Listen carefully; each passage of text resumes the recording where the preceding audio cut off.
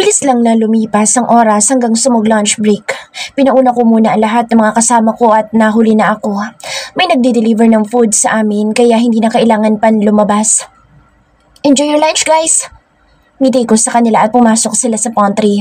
Ako naman ang lumabas para magbantay. Nakaupo ako sa counter habang hawak ang phone ko nang may pumasok na isang lalaki. He looks Filipino also pero matangkad at matikas habang naglalakad. Welcome to Shining Diamond, sir! Nakangiti ako at napatayo. Tumangulang ang lalaki at dumiretso na ang mata sa nakadisplay na mga alahas. What kind of jewelry are you interested in, sir? Necklaces, bracelets, or earrings for your loved ones? We have a variety of gemstones to choose for your desired piece. We also offer custom designs. Just let us know. What do you have in mind? Nakasunod lang ako sa client habang tahimik lang ito na tinitingnan ang lahat ng nasa stante. Hindi na bago ang ganito. Ang iba pa nga ay matanong at kung ano-ano pang kaartehan ay sinusuot pero sa huli walang nagustuhan at aalis na lang ng walang binili. Naubos na ang laway mo sa kakasalita pero wala. Kaya kailangan ng mahabang pasensya sa ganito lalo pa at mas maigi na ang mag-ingat at baka mabudol. Here. Sir? Tinuro na lalaki ang nagustuhan nitong sing-sing. Malaki iyon at ruby ang gemstones. Agad kong kinuha iyon at inilabas. Sinuot ng client ang sing-sing sa kanyang index finger sa kanang kamay. That ring's beautiful and looks great on you, sir. Gumalaw-galaw ang panga ni client pero hindi nagbabago ang ekspresyon ng mukha. Mukhang masungit. Okay, I'll take it. Sumunod ito sa akin sa counter para sa payment gamit ang kanyang card. Napakunot ang noo ko nang makita ko ang familiar na black card. Nagkaroon na ako ng ganitong card nung ibinigay sa akin ni Lander para ipanggastos ko. Bago ako malis ng Pinas ay sununog ko ang lahat ng gamit na personal na ibinigay sa akin ni Lander. At walang nagawa ang magulang ko dahil alam nila kung paano ako nasaktan sa lahat ng nangyari kaya hinayaan nila ako. Naglakad dito para tumingin ulit sa mga nakadisplay habang inaayos ko ang binayad nito at inihanda ang paper bag at jewelry box. Thank you and come again, sir. Nakangiti ko sa client at bahagya lang itong tumango at walang salitang tumalikod na. Pagkalabas ng client ay saka lumabas si Kiandra. Wow, Miss Tina, ang gwapo niya ha. Mukhang mabango pa at fresh. Sabay na nagtaas at baba ang magkabilang kilay ni Kiandra at ngumuso sa lumabas na client. Napailing ako dito. Pati ba naman iyon, napansin mo pa? Natatawa kong sagot. Ang cute niya, Miss Tina. Anong name niya? Sinilip nito ang laptop kung saan nakalagay ang pangalan ng lahat ng bumibili. Tinakpan ko gamit ang mga kamay ko para hindi masilip ni Kiandra. Hep, that's confidential. Baka mayari tayo kay madam. Ay, tayo naman, Miss Tina. Titingnan lang kung anong name. Malay mo, maliga ulit dito. At least alam na natin ang pangalan ni Sir Pogi. Sabay tawa ng loka. Pinaliitan ko ito ng mata. Naku, papayag ako kung single ka pa, Kiandra. Nalaki ang mata ni Kiandra. Hala, Miss Tina, hindi naman for me, for you kaya. Napailing na lang ako sa kakulitan nitong si Kiandra. Nagsalabas ng ilang kasamahan namin kaya ako naman ang pumasok sa pantry para kumain. Mabilis lang din akong matapos dahil marami pa akong tinatapos. Lalo na kapag malapit ng end of the month ay dapat nang ma-inventory ang lahat ng alahas. Nag-toothbrush ako at naglagay ng makeup bago lumabas ng banyo. Nagulat pa ako nang marinig ko ang kilig ng mga kasama ko at nangunguna na si Kiandra. Anong meron? Lapit ko kay Kiandra. Parang inasanan na bulate ito nang humarap sa akin. Ay, gwapo tayong client. Huh? Napailing na lang ako tumalikod na. Bahala na silang kiligin. Sa araw-araw ba naman na clients at puro foreigners, sa lahat ay gwapo. Walang tapon basta mukha ang panlaban. Pero madalas ay nasa middle age o lagpas sa senior na ang edad. Total ay dito ang pwesto nila kaya babalik na ako sa loob. Tinawag ko na si Pooja na malaki din ang pagkakangisi. Pwede pa itong kiligin si Pooja dahil katulad ko ay single pa ito. Ang tatlong kasama namin ay puro pamilyado na. Mabilis lang na lumipas ang oras at gabi na. Nauna nang umuwi ang tatlo kaya kami ni Kiandra ang naiwan. Grabe talaga. Ang gwapo ni client kanina. Bukang bibig na ni Kiandra ang lalaki. Sa lubong ang kilay ko habang sinasama ng kortina ang glass wall. Gwapo din yung client ko kanina. Nagulat ako sa malakas na dilim ni Kiandra. Mas gwapo na 10 beses ang client ko kanina, Miss Tina. As in, super gwapo. Super hot at super yummy. Napaungol na lang ako sa kanya. Ayoko na lang na magsalita sa kahibangan nito at baka pagsisiyan ko pa ang lalabas sa bibig ko. Tara na nga, Iuwi mo na lang yung kilig mo sa asawa mo. Natawa kaming parehas at saka lumabas ng shop. Pagkasara ko ay nang iba na kami ng direksyon ni Kiandra. Pasado 7:00 pa lang naman. Papunta ako sa market para mag-grocery dahil ayokong nauubusan ng stock sa apartment. Mahirap na. Takot din ako magutuman na mag-isa. Napapatingin ako sa paligid. Kahit malamig ang panahon ay marami pa rin ang mga tao naglalakad na hindi alintana ang lamig dahil sanay na sa klima. Kung sa bagay mas malala na kung uulan na ng snow. Ako na 2 taon na nandito ay hirap pa rin makapag-adjust sa winter. Pumasok ako sa market at kumuha ng cart. Dumampot lang ako ng mga kailangan ko at mas marami ang pagkain. Malayo pa ang sweldo pero hindi ko tinitipid ang sarili ko lalo na kung pagkain ito. Natutunan ko ito sa papa ko. Kaya nadagdagan na ang timbang ko. Hindi naman ako chubby pero sabi ni Bea ay sumakto ang height ko sa weight ko. Sa bahay na lang ako kakain ang pinamili ko para makatipid. Ang lonely ko na kung kakain pa ako sa labas ng mag-isa. Halos lahat ay couple o grupo ng pamilya o magkakaibigan kaya sa bahay na lang talaga. Yakap ang malaking paper bag na naglalakad na ako hanggang sa makarating sa building. Naramdaman ko na may kasabayan ako sa likod na sasakay kaya gumilid ako. Bago ko pa makita ang reflection ko sa lift ay bumukas iyon kaya pumasok na ako kasunod ang isang lalaki pala. Nakayuko lang ako habang yakap ang pinamili ko. Sumasabay pa ang mabangong amoy ng lalaki. Ito ang amoy na nakasabayan ko kaninang umaga. Gusto ko mapangiti sa lalaking gentleman. Thank you. Nauna na akong pumasok at pinindot ang 3rd floor at sa dulo ako tumayo habang ang lalaki ay nasa harapan ko. Gusto ko siyang tingnan pero nakatalikod ito. Malaki at matikas ang pangangatawan ng lalaking matangkad na ito.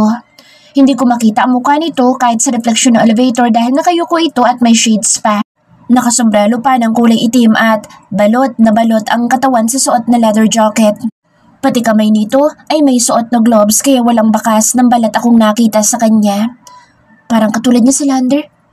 Napayakap ako ng mahigpit sa bitbit ko. Kung ano-ano na lang ang iniisip ko. Ayoko nang isipin ang taong iyon. Ikukumpara ko pa siya dito. Halos lahat ng tao dito sa bansa ay matatangkad at may itsura. Sa dami nga nila ay nakakaumay na silang tingnan. Nang bumukas ay gumilid ang lalaki. Hindi ko na ito nilingon pa at lumabas na ako pero naramdaman ko sa akin likuran na sumunod ito sa akin. Siya ba ang bagong kapitbahay ko? Gusto ko sana itong tanungin pero naunahan ako ng hiya kaya dumiretso na lang ako patungo sa unit ko.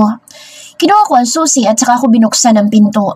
Bago pa ako makapasok sa loob ay nahagip ng mata ko ang lalaking nakasabayan ko na binubuksan nito ang katabing unit ko. May asawa na kaya siya or single pa? Pati ba naman yun ay isipin ko pa? Ibinaba ko ang pinabili sa kusina. Nilabas ko agad ang lahat ng binili ko para hugasan ng ilang karne at mga gulay para ilagay sa fridge. Nilagay ko sa cabinet ang ilang delata at noodles at ilang minatamis at junk foods dahil trip ko ang kumain ng mga ganoon. Wala magagalit sa akin dahil wala dito sila mama. Magsisimula na ako magluto nang tumunog ang phone ko kaya kinuha ko iyon. Sa atata niya na tumatawag sa messenger. Sinugot ko agad at ang magandang mukha ni Ate Tanya ang nabungaran ko. Wala itong makeup sa mukha pero makinis at looking fresh pa rin kahit 2 na ang anak. Hello Tina! Ate, napatawag ka? Nakangiti kong sagot. Wala lang, gusto ko lang natawagan ka. Masama ba? Kunwari na sumimangot pa ito. Tumawa ako. Nung nakaraang araw ay ka-video call ko din siya kasama ang 2 chikiting nito. Slight lang. Sagot ko. Oh, ganyan ka na? Siguro may nagpapatibok na ulit sa puso mo dyan, no? Sabihin mo nga sa akin. Ate! Nanlaki pa ang mata ko. Wala oh, hindi mangyayari yun dahil wala akong balak. Napanguso ako. Alam ni Ate Tanya ang nararamdaman ko noong panahon na lugmok ako sa sakit at kalungkutan. Talaga lang ha? Mami, nagkita na kayo ni... Napahinto sa pagsasalita sa Ate Tanya nang marinig ko na may nagsalita sa tabi niya. Ang asawa nitong si Dustin. Mahina lang ang bulong na iyon pero mukhang nagulat din ang kapatid ko. Ano ate? Hindi, wala. Never mind. So, kumusta ka na? Nakakain ka na ba? Pag-iiba ng topic nito. Hindi ko nalang pinansin na sinabi niya kanina lang. Lalo pa at andyan na isang broadsovo na nakikinig. Magluluto pa lang sana ako ng dinner. Itinuto ko ang camera sa lulutuin ko. Ay, naabala pa pala kita. Sige, magluto ka muna bunso para makakain ka. Pagod ka pa galing sa work mo. Di naman ate. Malit ako napangiti. So, muna lang tayo mag-usap ulit. Ingat ka. I love you. Love you din ate. And kids. Kumuhay na ako at pinatay ang tawag. Ang bilis lang ng pag-uusap namin magkapatid. Hindi ko pa nga nakakamusta ang dalawang pamangkin ko pero ayos lang dahil kapag marami akong free time ay ilang oras din kami nag-uusap. Napatitig tuloy ako sa lulutuin ko. Sa atata niya talaga. Napailing ako at iniwan ng kusina. Maliligo muna ako bago magluto. Pumasok ako sa banyo at hinubad ang lahat ng suot ko at tumapad sa shower. Maliligo ako ng maligamgam dahil malamig ang panahon. Mabilis lang ako natapos at binalot ang sarili ng towel. Palabas ako ng banyo nang marinig ko na may nag-doorbell. Sino to? Nagdadalawang isip ako kung lalabas na ba ako magbibihis muna pero syempre pinili ko na magbihis muna at baka ang landlord ang nasa labas. Baka may kailangang i-check ito sa loob ng unit kaya naparito ito. Alam kasi ng landlord ko na sa gabi lang niya ako pwedeng puntahan. Nagmamadali akong pumasok sa kwarto at hinila ang pajama.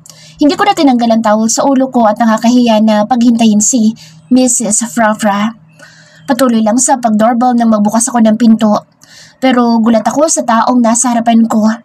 Food delivery for Miss Tina Ledesma. Napanganga ako sa isang Italianong delivery man. Napahawa ako ng mahigpit sa likod ng pinto. Food delivery? I didn't call for delivery. Are you sure this is for me? Itinaas ng delivery man ang dalawang plastic. Ang isa ay pagkain at ang isa ay drinks. Pinakita niya sa akin ang resibo na bayad na iyon. Nakaprint ang full name ko at ang address. Yes, I am sure ma'am. Your room number and your name is Tina Ledesma. Am I right? Alilangan akong tumingin sa delivery man. Hindi naman ito mukhang scammer dahil kilala ang brand ng pagkain dito sa Italia. Nakatitig lang ako sa inaabot ng delivery man. I've got your food here ma'am. I need to get going to my next delivery. Kahit nag-aalilangan ay inabot ko ang pagkain. Nakakahiya kung paghihintayin ko pa ito. Okay, thanks. Pagkaabot ng pagkain ay umalis na ang delivery man. Ako naman ay ilang segundo pa natulala at nang matauhan ay pumasok na at sinigurado kong nakulok ang pinto. Ibinaba ko sa table ang pagkain at sinilip ang laman. Pizza, pasta, sushi, burger at gelato. Nagpapawis pa ang lemonade juice kaya kinuha ko iyon at sinipsip.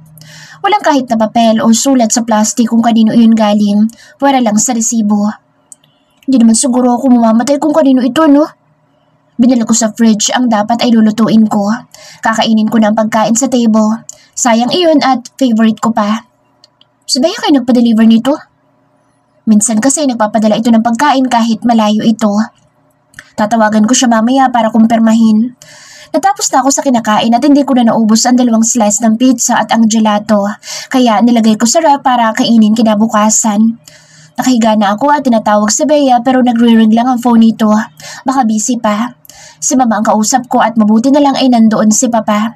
Sobrang namimiss ko na magulang ko at nagpaparinig ulit si mama na kung pwede ako magbakasyon sa Pinas sa nalalapit na birthday ni papa.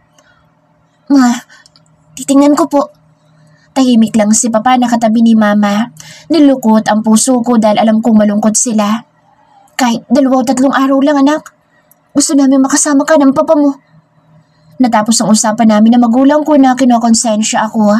Parang ang sama-sama kong anak dahil sa simpleng pakiusap na magulang ko ay hindi ko pa magawang pagbigyan. Mahal na mahal ko ang magulang ko pero dahil sa nangyari halos ayoko nang bumalik ng Pinas. Pero hindi ko dapat pahirapan ang sarili ko at nadadamay ang pamilya ko dahil sa pagiging selfish ko. Galit ako sa nangyari sa buhay ko pero hindi sa pamilya ko. Oh my God. Dahil napuyat ako sa nagdaang gabi, kakaisip sa magulang ko sa Pinas, ay tinanghali na ako ng gising. 1 oras na lang ang meron ako para makapaghanda ng sarili. Dali-dali akong naligo at nagbihis. Sa shop na lang ako magkakape para hindi ako malate. Diyos ko po, Tina. Hindi ko na nagawang mag-makeup at tamang suklay na lang ang ginawa ko. Black shirt at black trouser ang suot ko at pinatungan ko ng cardigan. Binagayan ko ng leather boots at saka isinabit sa balikat ang shoulder bag. Pagbukas ko ng pinto ay halos mapasigaw ako sa gulat. Diyos ko, kanino to galing? Nagpalingaling ako sa paligid. Walang tao bukod sa akin. May paper bag ng pagkain ang nakaharang sa pinto. Yumuko ako para tingnan iyon. Isang mainit pa na kape at isang sandwich. Napasingap ako nang may makita akong papel na nakaipit. For the beautiful lady. Enjoy your food. Miss Tina! Malakang pagkakangisi ni Kiandra habang nakataas ang 2 kamay na may hawak na tig 2 supot ng plastic ng pagkain. Napatuwid ako ng pagkakatayo at sulubong ang kilay na humarap sa assistant ko. Ibalik mo. Hindi ako nito pinakinggan dahil lumapit ito sa counter at inilapag ang pagkain. Huwag ka naman ganyan, madam. Bad po yun. Nakanguso nitong sagot sabay tinawag ang ibang kasamahan nito. Nagsilapitan ang tatlong kasama namin na si Pooja, Linda at Mamira. Lima ito, Miss Tina. Alam ko mahilig kang mag-share ng blessings simula magkaroon ka ng secret admirer. Kaya ako na mag-aabot dito sa tatlo. Hindi pa ako nakakasagot ay mabilis pa sa hangin na ibinahagi na ni Kiandra sa tatlo ang kanilang parte. Ngumiti na lang ako sa mga ito at pagkatapos, mamahagi ni Kiandra ay nagsibalik na sila sa kanilang pwesto. Sa susunod, huwag mo nang tanggapin yan. Suminghap si Kiandra. Naku, Miss Tina, huwag ka naman masyadong masungit. Hindi nga natin alam kung sino ba yung secret admirer mo. Halos 3 linggo na kaming busog mula lunchtime until break time. Tumawa pa ang bruha. Kung alam lang nito kung sino nagpapadala noon. Pero wala akong balak banggitin ang taong iyon dahil never akong nagbabahagi ng kwento sa taong gusto kong kalimutan. Kaya napadpad ako sa bansang ito. Simula nang malaman ko kung sino nagpapadala ng pagkain sa harap ng apartment ko, ay halos lutang ako na nagtatrabaho dahil sa sobrang pag-iisip sa maghapon. At simula ng araw na iyon ay hindi na ako tinantanan sa pagpapadala ng pagkain. Hindi ko pa siya nakikita pero halos pakiramdam ko'y palaging may matang nakatingin sa akin. Eksaktong 7:00 ng gabi na magsara kami ng store. 2 araw ang off ko kaya ang bala ko'y dumiretso ng room. Walang alam sila Kiandra na sa kaibigan kong si Bea ako uwi. Naku, Miss Tina, baka bumahan ng pagkain sa harap ng unit mo. Andito lang naman kami para tulungan ka. Kiandra! Hindi ko maiwasan na matawa kahit pa parang nakakainis kapag nangyari man iyon. Bahala ang lalaking iyon. Hindi ko rin kakayanin, nagabalain ako nito. If ever dumagdag pa ang kapitbahay namin na palaging lakas tama kung magpatugtog ng rock music. Akala ko nung una ay pwedeng makipagkaibigan sa bagong kapitbahay pero mali ako. 2 silang lalaki ang nandoon. Sa tingin ko ay gay couple sila pero ang nakakagulat lang dahil ang lalaki nandoon ay ang customer ko noon na kiniligan ni Kiandra, si Mr. Ice Carter. Ilang beses ko lang siya na nakakasalubong kapag uuwi pero ang kasama nitong lalaki na minsan ay nakasabay ko sa lift ay hindi ko na nakita pa. Pero ang walang hiyang secret admirer ko ay hindi na makita ng mata ko. Langhiyang si Lander. Kahit hindi pa siya magpakita sa akin ay kilalang kilala ko siya. Kahit na 2 taon na ang nakalipas, alam ko kung paano siya gumalaw. Isa ba naman siyang sniper? Kahit milya-milya ang layo, ay kasing linaw ng mata ng agila ang mata nito. Lugi ako. Kung siya nakikita ako hindi. Pues, hindi muna ako uuwi. Nang magpaalam na si Kiandra ay pasimple ako naglakad sa mga matataong naglalakad. Tanging shoulder bag lang ang dala ko dahil pwede naman ako makihiram ng damit kay Bea. Walang alam ang kaibigan ko na uuwi ako sa kanila. Natatakot ako at baka bigla akong makita si Lander kaya mas mabuti na makasabay ako sa mga tao. Thank you, Lord. Halos patakbo na ang lakad ko nang makakita na isang taxi na nagbababa ng pasahero sa tabi ng resto bar. Mabilis akong sumakay na ikinalingon ng taxi driver. Halatang nagulat dahil hindi naman ako pumara at biglang susulpot na lang dito. Hi, I'm sorry, but I need to go to Rome right now, mister. Itinaas ko pang wristwatch ko na kunwari nagmamadali ako. Okay, madam. Pasimple ako napatingin sa paligid. Walang bago dahil ang mga tao ay paroon at parito kaya walang komosyon hanggang sa makalayo na kami. Gumaan ang pakiramdam ko na makalayo na kami. 3 oras din ang layo papuntang room. Kinuha ko ang phone at tumawag kay Bea. Hello, Be? Bea, saan ka? Home, nagpapabreastfeed ako. Napatawag ka. Tumingin ako sa harap habang nakikinig ng radyo ang driver. Ano ulam niyo? Ilang segundo na natahimik ang kaibigan at maya-maya ay napasinghap. What do you mean? Are you... Yes. On the way na ako. Pigil kong mapangiti. Kahit hindi ko ito kaharap ay gusto kong matawa. Narinig kong nagsalita si Neil sa kabilang linya. Okay. Hintayin kita dito. Aabangan ka sa labas ni Neil dahil magluluto siya ng paborito mo, Beshi. Oh, thank you. Napangiti na ako ng tuluyan. Ilang sandali pa kami na nag-usap na 2 bago nagpaalam. Dahil mahaba pa ang biyahe ay ipinikit ko muna ang mata para umidlip. Napaiktad ako dahil nag-vibrate ang phone ko. Baka si Bea. Pagtingin ko sa screen ng phone ko ay halos mag-isang linya ang kilay ko. What the? Sinong walang hiya ito? Bilang lang sa daliri ang nakakaalam ng phone number ko dito sa Italy. Kahit client namin ay hindi ko ibinibigay kahit urgent pa iyon dahil may sariling contact number naman ang Shining Diamond. Ayoko man na isipin pero talagang pilit na pumapasok sa utak ko si Lander. 2 oras na ako sa biyahe at malayo na ako sa Tuscany. Napansin niya bang hindi pa ako nakakauwi kaya tinawagan niya ako? Pero paano niya nalaman ang phone number ko?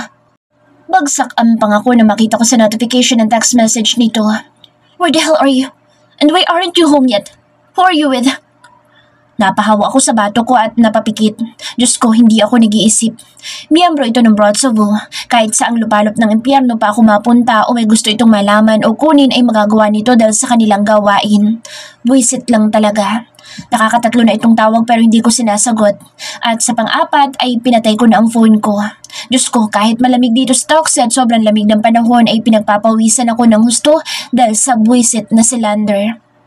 Are you okay, madam? Do you want medicine? Napadilat ako dahil sa sinabi ng driver. Agad akong umayos ng pagkakaupo at tumikim. No, thanks, but I'm just a little hurry, sir. Maliit akong ngumiti sa driver. Okay, madam. Tumango ang driver. Nang makarating sa room ay sinabi ko eksaktong address ng pupuntahan ko. Malapit na mag-alas 11 ng gabi. Kahit malaki ang abala itong ginawa ko sa kaibigan ko ay kinapalan ko na lang ang mukha. Makalayo lang sa taong iniiwasan ko kahit hindi ko pa siya nakikita ng mata ko. Dahil malayo ang tinakbo ng metro kaya malaki ang ibinayad ko at nagbigay din ako ng tip. Laking tuwa naman ang driver.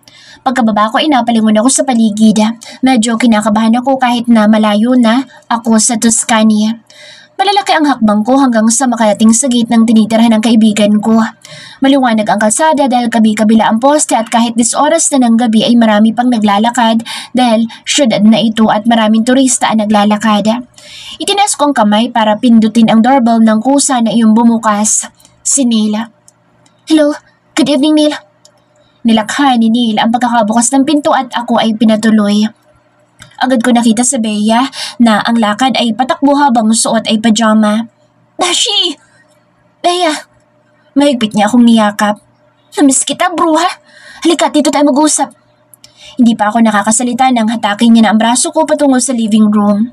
Nakahanda na ang pagkain at mukhang kanina pa sila naghihintay sa pagdating ko. Sobrang thank you sa inyo. Nakakataba talaga ng puso sa tuwing pumapasyal ako kay Bea at Dila.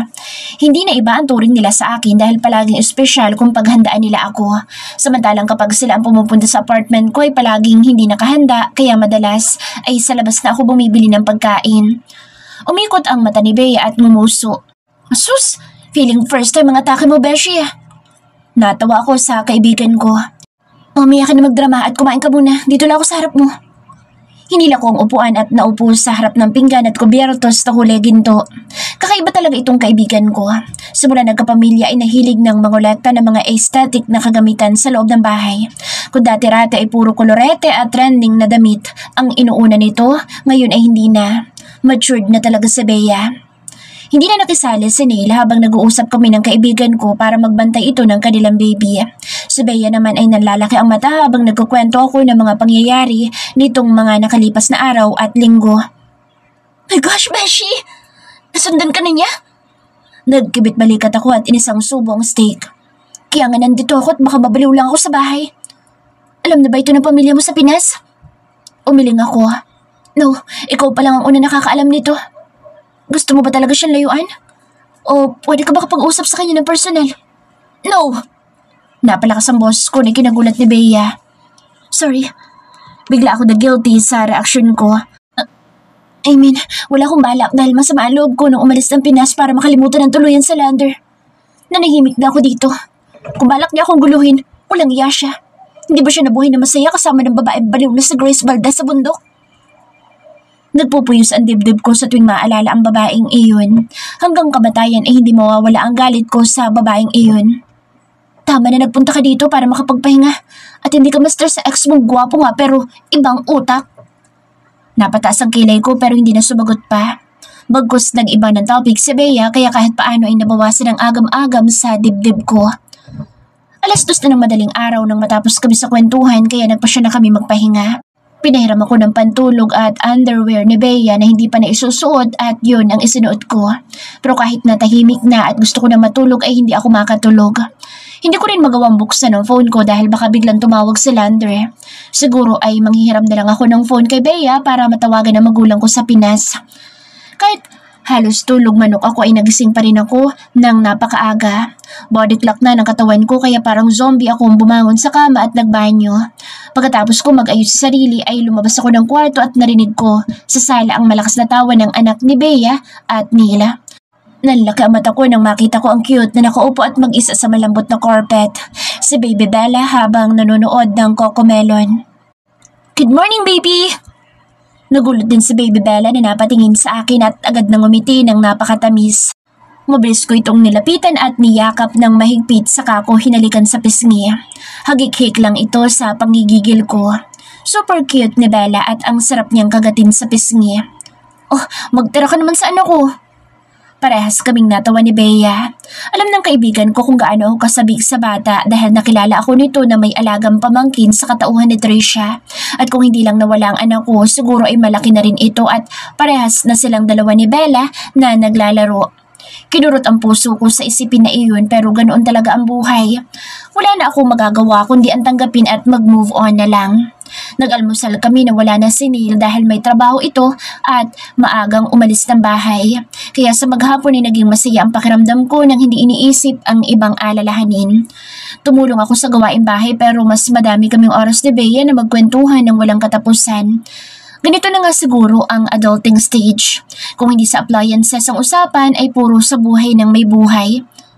"Hello po, ma." Agad kong bungad nang sagutin ni Mama ang tawa gamit ng phone ni Bea. Katatapos lang namin mag-lunch at nagpapatulog ng anak ang kaibigan ko nang hiramin ko ang phone nito. "Tina, anak?" Napaayos ng pagsuot ng antipara si Mama at pinalayo ang mukha sa screen ng cellphone para makita ako nito ng maayos. Ganito talaga makapag-video ko si Mama at lalo na si Papa. Andito po ako kila Bea. Off ko po kaya dito ako sa kanila umuwi." "Ganoon ba? Mabuti naman anak at napasyal ka na dyan. Ako'y nag-aalala na sa iyo dahil hindi kita makontak sa mula pa kagabi." Napakamot ako sa ulo. "Sorry po, ma. Nakalimutan ko na pong sabihin sa inyo ni Papa. Nakatulog po kasi ako sa biyahe at pagkarating dito sa bahay ay nagkamustahan pa kaya nawala na po sa isip ko." Hindi ko masabi na sinadya kong wag buksan ang phone ko dahil sa isang nilalang na gusto kong takasan. "Ganoon ba?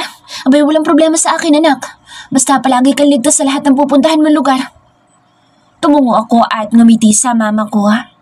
Inabot tuloy kami na isang oras mahigit na nag-uusap. Naabutan kami ni Bea na nag-uusap kaya nakasali ito sa amin ni Mama. Tuwang-tuwa si Mama na ipakita ni Bea ang baby nito. "Naku, kaya gandang batang yan. Ipapakilala ko sa napakagwapo kong apo. Terence." "Ma!" Nanlaki ang mata ko. Parehas na nagtawanan si Bea at Mama. Maski na rin si baby na akala mo ay nakakaintindi na. Matapos ng pag-uusap namin ni Mama ay saka ko binuksan ang phone ko. Sunod-sunod agad ang pagpasok ng message. Halos karamihan ay mga katrabaho ko. Kaya hindi ko na tinangkang buksan iyon at tumawag na lang kay Kiandra. "Hello, Be?" Napapikit ako sa lakas ng tili ng boss ni Kiandra sa kabilang linya. Napalabas tuloy ako ng pinto at nagtungo sa likod bahay para hindi makastorbo. "My God! Miss Tina? Bakit ngayon ka lang po nagparamdam?" Taranta na halos hindi ko na maintindihan ang sinasabi ni Kiandra dahil sa lakas ng boses nito. Napatuwid tuloy ako sa pagkakatayo. "Hey! Calm down, Kiandra. Sorry naman. Ano ba nangyari at ganyan ang reaction mo? Alam mong off ko today." Narinig ko pang ilang boses sa kabilang linya ng mga kasamahan namin sa trabaho. Nawala saglit sa linya si Kiandra at nang bumalik ay suminghap ito.